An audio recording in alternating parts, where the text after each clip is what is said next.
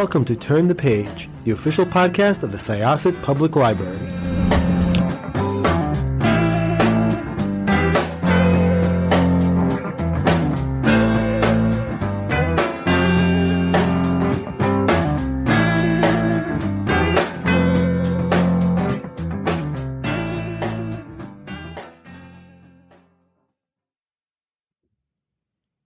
Hi, this is Jessica, and I'm here with Christine, Lisa, and Sharon. And we have a really great guest today. Would you like to introduce yourself?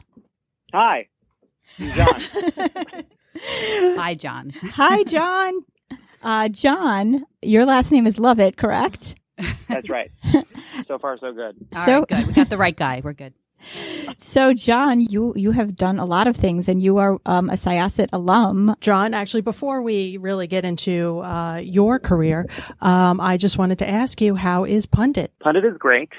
She is napping somewhere nearby. I'm in the studio right now. At a certain moment, she'll probably come knock on the door because she'll find me. But she's great. You know, she's like my his Dark Materials demon, you know, that follows me around. Nice. I feel that way about my cat.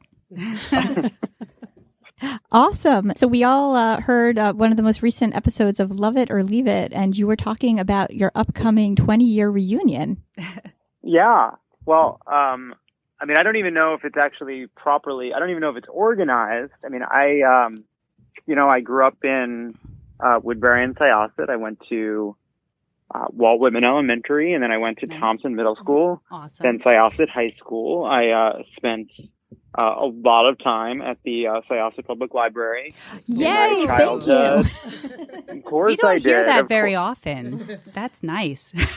Well, look, I mean, you know, that's where we went. You know, when it was time to do a book report or a science project, I went over to the library, and I remember when it used to be that there was that. In the middle, there was like a place where you could rent videos. Yes. Yes, it was called the Atrium, I think. Do you remember the binders? Yes, it was glass. There was like a glass middle with like a staircase, and there was a place where you could rent movies. I remember that. I remember when the card catalog was dragged out and replaced by computers with orange and black screens. Oh yeah. Yeah. Yeah, the card catalog was dragged out, also with a bunch of librarians too that were upset that it was leaving. Yes. Yeah. Did they were they Technology were they just trying to folk. hold on? Yeah. Yeah, exactly. They were holding on to it and being dragged out behind it. Yeah. I even remember. I mean, when I was very little, I remember going into when you walked in, you could go downstairs, and there were little events where you would read to kids at the library. So actually, that is where we were recording at the moment. Is from that. Yes. Yeah. And we still do little events, but we've actually ventured into bigger events. Like we have our the biennial. I think every other year we have a big Comic-Con here called SciCon. All right. Yeah. We had a big renovation. What was that? Back in 2000. Oh, it was probably 2006, and we reopened in January of 2007. But the basement is exactly the same. The same. Well, because there was there was another big I remember a big renovation when I was a kid, when they expanded like the children's side. They did, right? yes. Yeah. Mm-hmm. Yeah. That was during my time, yeah. Well, now it's a 3-story building, and Wow. You have to come back and see Please it. do. Really. We're inviting you. I don't. You know, my family moved off of Long Island, so I just don't have. I don't very often come back. Well, we'll have to make it a big event and a big draw to get you here somehow. Sure. So, which brings us back to your 20-year reunion, and you were talking about how like there aren't any because of social media. Yeah, that was so Hari Kondabolu, who's a comedian, he was talking about this. That basically, social media has killed the reunion because you can get all the information you would have otherwise gotten via Facebook. It used to be you had to kind of go to the big reunion to see what happened to people. But now you can just stalk that them. Part of it, yeah. It's very passive. Yeah, you can just stalk them. That's right. And but I don't know if it's even being organized. Also, I can't remember, is there's the 5 year, there's the 10 year. Do people celebrate at 20 or do you celebrate at 25? Like, what's the big year? I know my year, we just had the 20 not that long ago, and they did do a 20th at one of the country clubs in the area. But there, somebody from student government, I think, organized it. So I don't know. It depends. I don't know either. Yeah. I don't know. But, we were looking in your yearbook, and we happened to notice that you did not have a... Well, yeah, we have them all. We happened to notice this is the repository where the yearbooks come to die here at the library. They come to live here, Sharon. Jeez, what are you saying about libraries? All right, you're right. But we did notice something. Yes, we did notice that you don't have a quote next to your picture. No senior quote. What's the deal? We were wondering if you would like to have a quote now. So that's it's interesting. I know that I don't have a quote, and I actually think it's like meaningful why there wasn't a quote, because I do think that, it's meaningful to me. I know it probably doesn't mean anything to anybody else, but obviously it's the to us it does. But but I do think that I was so I was in the closet at the time. And I do think I was sort of struggling to figure out who I was. And so I do think at the time, I remember even in trying to pick a quote, I was afraid to pick a quote because in a way, picking a quote was in some sense picking an identity. And I did feel a bit lost at the time. So I remember, I don't remember exactly what they are, but I do remember at the time there were a few quotes on my mind that I was going to go with. And the combination of being afraid to pick and being undisciplined meant that I just let that deadline just fly right by. That makes sense. You didn't miss much. Most of them are Dave Matthew Band's, quotes Mine from was different. Jim Morrison. Right. Yeah. Wow. Mine was the Beatles. Good stuff. The interesting thing, just to kind of drop really quickly, I know, so, my whole family has been through the Syosset school system, and I know by the time my brother, who's 10 years younger than me, was attending high school, they actually had a day of silence for coming out day, where people would remain silent all day with respect for the people who didn't feel comfortable to come out. So, really? Wow. Yeah. And we just hosted our first ever coming out evening event at the library this past year. And that was amazing to see the support that the parents that came out to listen to the children speak. And, we're just trying new things every year. It seems like, the library. Trying to I feel like, it's interesting. Whatever. I graduated 2000. So 1997 to 2000, it is a period of time in which, you're seeing more acceptance. That's, there's Ellen, there's sort of Will and Grace, like things are happening in the culture. But my, maybe I'm wrong. Like I could have just totally been unreceptive to it, not seen it, not been aware of it. But my experience of it in high school at the time was that it was just never raised. Like I just don't even remember it being like nobody was anti-gay at all. Like I don't remember that being ever present. And I don't think that's even surprising. Like that's just, it's a tolerant place, but it also there wasn't any like kind of offensive efforts to help kids who were gay at that time. It just wasn't, I just don't really remember it being part of the conversation. They've definitely made it part of the conversation now. They have a very supportive gender sexuality alliance. And that's cool. Yeah. The advisor, Gabrielle Chevron, I think she's great with the children. And when we had them here, they discussed how they've gotten notes just by the club existing and having a presence in the high school. Like people have just dropped off notes saying, I don't feel comfortable coming to you now, but I think just having you here would make me feel comfortable coming out in college. So it's really kind of amazing because great. I know 20 years seems like a long time, but it's also kind of not in the grand scheme of things. And I think that they've really done wonders with it. Yeah. That's moving. That's nice. I'm glad that exists. I wish that I know that I needed that. So I'm glad that it's there for kids now. So Jon, from high school, when you moved on to college, you got a degree in mathematics. So That's right. Yeah. So you Can you explain? Yeah. I just want to go from math too.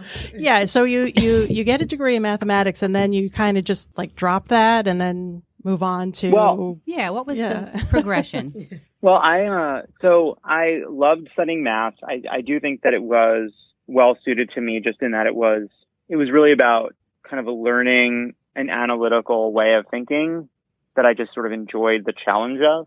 And after I graduated, I moved to New York. I spoke at my college graduation, and I really liked the chance to speak in front of a big group. I was really nervous. But then once I was doing it, I felt really comfortable. And I moved to New York. I was a temp paralegal doing kind of the, clerical and, like support tasks for lawyers at these various law firms, including kind of scuzzy or asbestos litigators. And then at that time, I was also helping to publish a paper in math that came out of my thesis my senior year. And so I was working on math, but when an opportunity came to volunteer on a campaign or ultimately to work in a Senate office, I had done some op-ed writing and a little writing here and there. And then I do think that the math helps in that I do think it made me a clearer, crisper communicator, in whether it's like in certain social sciences or in English or history or whatever you're doing. You have to be smart and you have to be sharp. And obviously it requires a lot of like analytical rigor. But math, I think, is a place where you can't almost be right.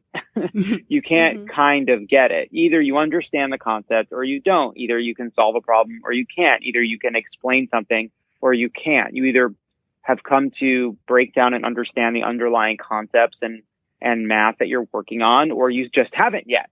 And you'll get it when you get it, and you'll work till you get it. And so you can't really hide. You can't talk your way out of it. You can't write your way out of it. You have to learn the information, learn the material, and then be able to communicate it. So it demands both, clear thinking and also clear writing. And I think that was really useful when I started doing speech writing. I think it's why, whether it was for, then Senator Hillary Clinton or in the Obama White House, that working on science policy or energy policy or economic policy or finance or housing policy, sometimes, areas that are very detailed and complicated and filled with jargon. The skill that I think carried over from math was you learn about it until you aren't just fluent in the details, but fluent in the concept. There's some famous person who said this, and I'm escaping me who said it, but it's that if you want that you don't understand something unless you can explain it to a child, and that's until you really, really understand something fully, you can't really say it simply. And so to me, that was a skill from math that I was really glad I could borrow when I was writing speeches. So on the flip side, stand-up comedy. Yeah. So that would fill in the gaps of speech writing, by adding a humorous side to things. I mean, I guess in a way, like delivering a joke is kind of like an equation. Sure. How did you get involved with stand-up comedy and that time that you spent? Yeah. So I, there was I do think these were the different things that were pulling at me in college, and after I liked doing math, and I took a little bit of physics in college. I didn't really have that much of an aptitude for it, but I did like thinking about hard sciences and math. And I liked politics, and I cared a lot about politics, and writing about politics. And I liked comedy. I liked writing jokes. I still consider myself relatively funny, I guess. And, so basically I spoke at my college graduation. And so while I was temp paralegaling and working on this math paper, and by the way, applying to law school, which I'm glad I didn't, do, I was also just trying to do stand up and open mics around the city. And I liked doing it because it was an outlet for comedy writing, but it was just hard. And I wasn't sure if stand up was for me. I also wasn't sure if I was really committed to it, because I was at the point where basically when you start out, you can go to open mics and pay a few dollars. At the time, it was like $5 or $10 or something like that to go up, or you could do bringer shows, and that's where they'll give you 5 minutes on stage, but you have to bring 5 people to buy tickets. Mm-hmm. And I was at the point where I had run out of friends, and what if in New York, you'll see people outside comedy clubs like handing out cards for that club. Right. And those are people probably in many cases trying to get stage time. And I was at the point where I had to kind of go out and do that. And I just didn't want to. I realized I guess I don't care about this enough to really fight for it. So I decided to focus more on politics. Also, part of me, I remember when I was a speechwriter for Hillary Clinton, but I also wrote jokes for her. In the White House, I wrote a lot of jokes for Obama at the correspondence dinners, in addition to sort of more serious speeches. And I remember telling a friend of mine, like, you know what? I am funny enough to be a funny professional, but I'm not funny enough to be professionally funny. Like, I am a serious person who can write jokes, but I probably should keep my day job. And that was my insecurity about it. Not only that was my insecurity about it in college, and when I did stand up a little bit in New York when I was a speechwriter, but it was just something I liked doing. That was sort of a tool that I could deploy, but it was never my focus. And it wasn't until I started writing TV later, after I left politics, that I started giving myself the chance to focus on just trying to do comedy writing or stand up. And now with Love It or Leave It, one of the podcasts I do, I get to kind of really meld the two together. You did forensics in high school. Yeah, that's right. Okay, forensical. Did you compete when they? I did. You did. I did. I did. So in 9th and 10th grade, I did what was called deck, where you memorize the speech and deliver it, and then I did oratory. I did oratory and I did extemp. So oratory was, you write a short speech and you deliver it yourself. Extemp, which was, I think, more fun for me, is where you show up, they give you a proposition, some kind of political or social proposition, and then you have 30 minutes to prepare a brief set of remarks on that proposition. And, I competed in oratory and extemp my junior and senior year. Lydia Eslinger is still at the high school doing the forensics and all of that. So I think she's been there forever. I love Mrs. Eslinger, the best. And she comes to the library. We do see she her does. here We see with her students.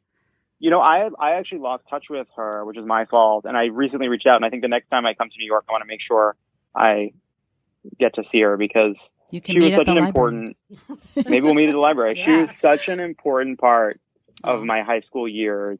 I'm so grateful to Lydia Eslinger. What a wonderful, inspiring, and good person. And she also did all the plays at the high school musicals. And yeah. Although I didn't do forensics, I did do one of the plays, and she was a fabulous director. Do you as well? Yes, yeah, I didn't know. We did. Which one? Which one did you do? We did Into the Woods was our year. Yeah. Ooh, Into the Woods. Yeah. I played the drum set in the pit for Brigadoon. Was Mr. Ballaroo, was he the band leader for that? I don't know. Back in the day. He was awesome too. Mr. Ballaroo was the band teacher when I was there, and I did because I did the band in 9th grade, and then I did wind ensemble, right? Isn't there I did the wind ensemble percussion, and Mr. Ballaroo was the teacher. So we actually had another question. It was regarding a quote about you from Catch and Kill. So by the way, I read Catch and Kill. I couldn't put it down. It was fantastic. And you throughout the book, the little snippets where we get to, see a bit of your personality and you are funny and comic comic relief throughout was just one of my favorite parts of the book, to be honest. The levity it brought, after all the heavy subject matter. So my question was, the whole thing about you being followed must have been, I mean, in retrospect, pretty terrifying, but it did lead to a pretty funny quote from you about being a very interesting person. And you claim to have been to an escape room. So, yes. And my question is, what was the escape room? What was what was the theme? We've done escape rooms. A little background: we've done escape rooms at the library. We did a Stranger Things escape room. We had a lot of fun putting it together. So I was just, that piqued our interest. We're like, he's an escape room guy. Is that true? Did you just say that? It is. No, I love escape rooms. In fact, I did today as we're recording this on a Tuesday. I did an escape room on Friday. I love it. I love escape rooms. I do them all the time. In fact, I actually don't know because I remember that conversation. That conversation is real. Yeah. I remember saying, "What do you mean I'm boring? I did an escape room." And, but I don't actually remember which escape room it was because I have two different groups of friends that I go to escape rooms with, and I'm slowly going through all of them in LA. I love it. That's great. They're great. They're so fun. I mean, they really took off in LA. I guess are they taking off on Long Island? Are they around? Yeah, you know what? There's one in Syosset, right around the corner from us. They opened up one, and we've done some programs there. We've brought the teens there, and we've had a really good time. We brought staff there to check it out. I mean, we developed our own here. We kind of used one of the conference rooms for a week, and we just built up this whole Stranger Things escape room, and we brought people in little sessions, and it was a lot of fun. So. Yeah, that's cool. Yeah, we do different things at the library now. So. not just card catalogs. Exactly. So, Jon, I've been a fan of the pod for a long time, and I was definitely a listener of Keeping It 1600. I'm curious that if the election in 2016, had it gone the other way, were the plans always there that crooked media was always part of the plan, even if the election had gone the other way? Or did crooked media come out of the turnout of the election?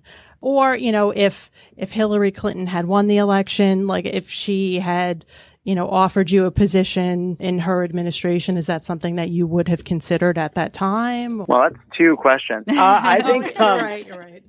So we decided, Keeping It 1600, which was the podcast that we did during 2016, was really more of a hobby because we just wanted an outlet to talk about politics, and, talk about what was frustrating us about the way the race was being covered, talk about what people could do to get involved. We just felt like there was a missing conversation. I think if Hillary Clinton had won, it probably would have continued to be like a hobby. I don't know that we would have started crooked media.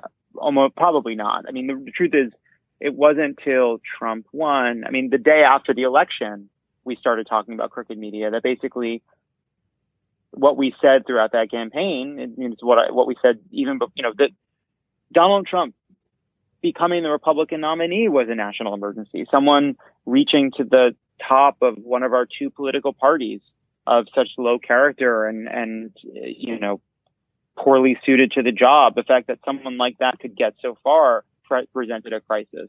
The fact that he won was a threat, a national emergency, a threat to, not just because of the policies he would implement, but because of the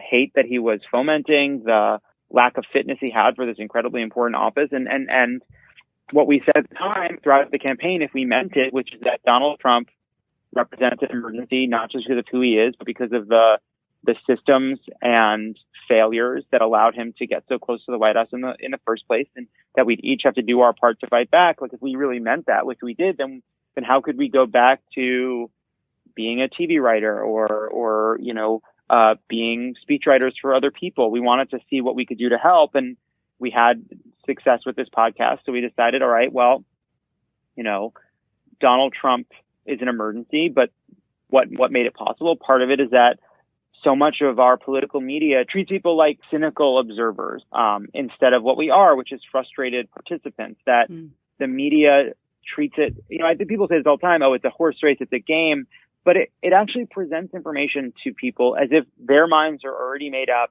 that they're like watching politics like it's a nature documentary, and we're all just sitting at home watching it play out. Well, we're citizens, and this is supposed to be information that's supposed to help you make up your mind, help you find out how to change your behavior, how to get involved, how to knock on doors or make phone calls, where to donate, where to help. That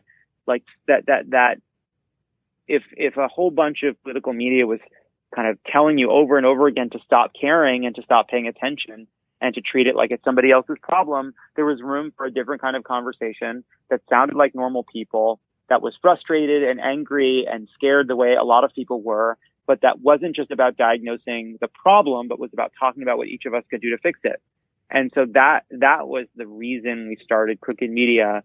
And we were driving to a studio to record an episode that Wednesday morning, and the streets in LA were quiet. It really did feel like there was a national tragedy unfolding, because there was. And my car ran out of gas in front of the CNN building on Sunset Boulevard. And so me, John, and Tommy, we were pushing my car to the side of the road, and we then were walking to the studio, and we decided that we wanted to figure out whether or not we should, do something more than just one podcast. So in January, we over the next few weeks, we thought about it. We didn't have a business plan. We didn't know how it was going to work. We found a partner for podcast ads. We named the company Crooked Media. We came up with this name, Pod Save America, for a new podcast. We announced it in January, and we all thought, okay, let's see how it goes over a few months. And if it doesn't work, we'll all go back to our day jobs. And it, succeeded more than we ever could have expected. And it turns out that there were a lot of people who felt the same way we did. They felt like that there was room for a conversation about politics that was honest about its point of view, that wanted to just figure out what we could all do to help. Well, I know that you only have a little bit of time left, so a very important question. Syosset, what is your preferred bagel place and diner? Such a good question, and I'm so glad you asked. Coming down from politics, food. So I really want to think about. I guess I don't want to say favorite, because I think it's wrong. I just want to start saying I just want to just put some stuff out there. Okay. That's very diplomatic. Because I have very fond memories of On Parade Diner, which was the closest diner to me. I do love a celebrity diner. Both are good. Those were two of my favorites. Obviously I loved Bagel Boss, and there was if I remember, there's a few different shopping centers that even as a child I would get confused. I really do. There was a Blockbuster Video next to a Bagel Boss. I worked there. Next to Posteria. Is that right? Does that sound familiar? Well, it's now a medical walk-in clinic. Urgent care. Urgent care. Yes. But that's, well, you know what? I was going to say doctor. But Posteria was where Bagel Boss was, almost like in Hicksville, like at the corner. It was technically. It felt you would refer to it as Hicksville, but it was technically Syosset. Yeah. And Plainview's or maybe right across the other way street. around. Right. Because then there's the Plainview Shopping Center and the Woodbury Shopping Center. So that's right? The Plainview one is the one that there was a diner not at that one. What was that's a Walgreens now. That is a Walgreens. That was a good diner. What was that diner? I don't remember, but it is a Walgreens. Yeah, you're right. And then there was also that shopping center on, I think it was on Jericho Turnpike, that had a Blockbuster. It also briefly had a Laserland where you could rent Laserdiscs. Yes, I remember that. And Laserland. Even before that, it was a supermarket. I think there was a Finest. Yeah. And then in that shopping center was Mario's Pizza. Yes, and Mario's is still there. And let me ask you great. this. Do they still have that taco slice? Yes, they do. They have the taco slice. They have other salad slices that are equally delicious. Oh, no. Go ahead. Talk about the taco slice. So good. I love that taco slice. It was, I love that taco slice. I don't even know what was on it. It was fantastic. I'm trying to think of my other places. I mean, I feel like I've proven my Oh, no, you have. I was just going to say, we are going to invite you to the library to meet with Lydia Eslinger, and we are going to serve a taco slice. I love it. Make it worth your while. Thank you so much for being here with us. Thank you so much. This was fun. Thank you, John. Once again, this is Jessica and Christine, Lisa, and Sharon, and Jon Lovett. Yeah. Yay! And we're going to close this chapter of Turn the Page. It's time to close this chapter of Turn the Page. Join us for the next episode.